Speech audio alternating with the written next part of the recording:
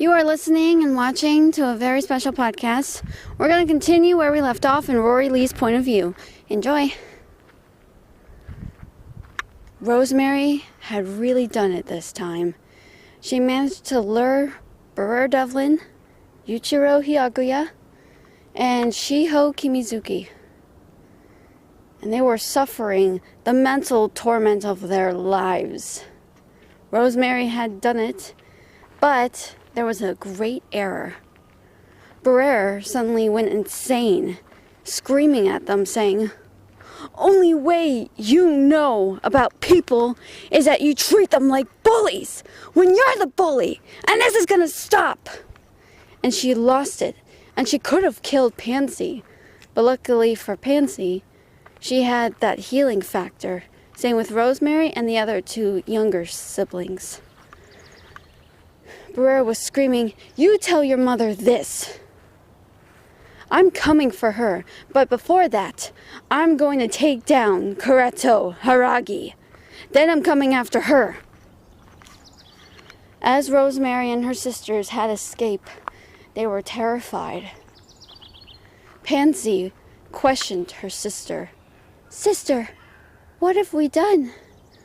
We have created a monster amongst ourselves. She is no monster. She's tall enough to drive a lot of people into her territory. What kind of woman is she?" Rosemary demanded. "It could have worked. We would have left them in a paralyzed state, but we didn't. Now they're going to be coming for us." "Yes, sister, they will. It's a good thing we managed to get away. Who knows if the Japanese Imperial Army and the Moon Demon Company will come and catch us. For now, we'll have to retreat and get away from here. I know they'll be coming for us. Back in DWC, that is. I believe sister is going to have a lot of fun with these people, if they can catch up to her." Rosemary, Pansy, and the other siblings went away. Meanwhile, Rory was just getting back to DWC, shaken after she had that vision in her mind. She could see that. She could see Burr, you, and Kimizuki suffering from the hands of Rosemary, of her telekinetic abilities, her telepathy, how she was trying to screw with their minds. "Oh, dear sister," Pansy was saying, "we could have maybe, just maybe, given them this so-called shtick and ram it right up to them, violate their every parts. But we didn't want to be just like him. How he treated us, how he destroyed us. He won't be so lucky. He will feel our wrath, sister. All of them will. And the greatest revenge of our lives. But it feels like they're not into our little love mound of crazy pudding. I thought maybe we would break them inside and out. But I guess not. I guess maybe the whole thing with assault and just stripping away is like stripping away at somebody's purity and just squeezing all of that briny, disgusting white drops of manhood, violating a girl's hood, a girl's love mound of pudding, and then making it into nothing, making the pudding seem a bit rusty, metallic, squirming. And you actually believe that what we're doing is evil. No, sister.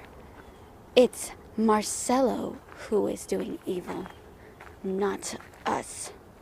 Do not penetrate us for it. But you wouldn't understand. No, nobody would understand. Who would? Tell me that. Who would? Rory didn't answer. Oh, sister, I wish you didn't have to go and change your name.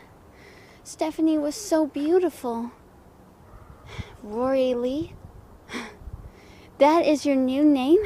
Well, it must be an alias name, because you don't want to be called Steffi or Little Stephanie because of the fact of what he did to you. I can understand that, sister, really. I know the pain. I know the suffering. I know how you feel, sister. Believe me, I know. I know very much of who you really are. We all do. We are family, after all, and it's not every day we get to meet a new member of our little family. The vision ended. Rory went away, and that's when she went back to her guardian. Rory managed to write down what she had saw in her vision and showed it to her guardian. Her guardian read all of it, but afterwards he had a shocked look on his face. Oh my God. I never knew they were capable of doing that. Poor Devlin. Oh, those two boys, I feel really bad. What are we going to do? Rory took back her pad, flipped the page over, and wrote something else down and showed it to him. It said, nothing. Burr Devlin has taken care of it. Now Rosemary and the others should fear for their lives from them. I can see something must have happened. However, Rory wrote something else down that said, yes, I forgot to mention that detail. I'm terribly sorry. I didn't want to reveal any too much details. Oh no. Don't feel that way. I understand. Just be careful. He must be somewhere out there. Marcelo. As your sisters had said, they deserve to die. They all do. If you really want to take them down that badly, I suggest you make sure damn well you don't let them get away. Rory nodded, understanding her mission, her purpose, why she was doing this. She was doing it to stop her family, but also to avenge all of the children, all of them, for what they have been through. Rory looked at the picture of Becky as she thought to herself, don't worry, Becky. I will avenge her death. I will make that hypocrite suffer for what he did. Indeed, that part about him being a hypocrite was true. He despised anyone who had a bit of a queerness to them. But in truth, he was the one that was queer. Always seen with female lovers, but mostly with males. Rory felt disgusted by his hypocrisy. He was nothing more than a jerk. Someone who believed in the fact that he was the special one. He was the one that should make others suffer of what he felt. That was part of his so-called artwork, his masterpiece, when it was nothing of a masterpiece.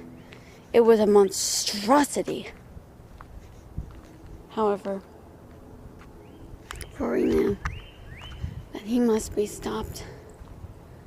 She began to have a flashback where she was just walking down the hallway when she noticed something that terrified her. She could see something in the shadows, but she could tell it was male, and they looked like they were enfolded with each other. They looked like they were being so intimate. Rory was terrified. She never had seen anything like this. But while they were being so-called enfolded in one another, she could see blood. She could see a lot of scarring and a lot of craziness.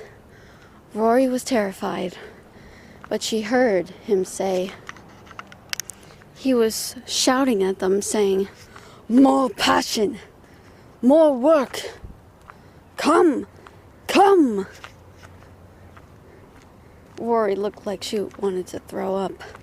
She went away, back to her room.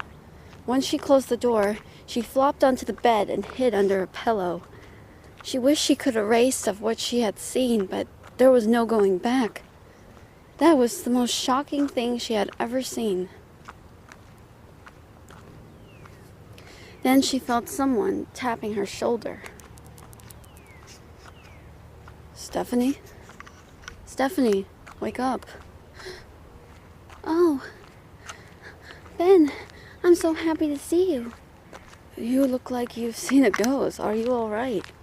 Good heavens, you're white." "I saw something. Your father. 2 guys. Blood and..." "What? Oh my God, did you see that? I'm so sorry, I didn't know that was you." "What was that? What did I just see?" "It's all right. Come here. Come here. Come here. Shh. Oh, I'm so sorry, Stephanie. I am terribly sorry you had to see that. I promise I won't let you see something like that again." "I think it's too late. I've seen a lot of horrors, but I've never seen anything like that. Are those 2 men? What were they?" "You don't have to know. I'll talk about it with you when you're older. I promise." "Okay." Rory managed to get back into reality. She decided to go see him, and about that promise. Well, that's it for now, but don't worry, we got more coming your way. I'm Catherine Donovan, and I'll see you next time.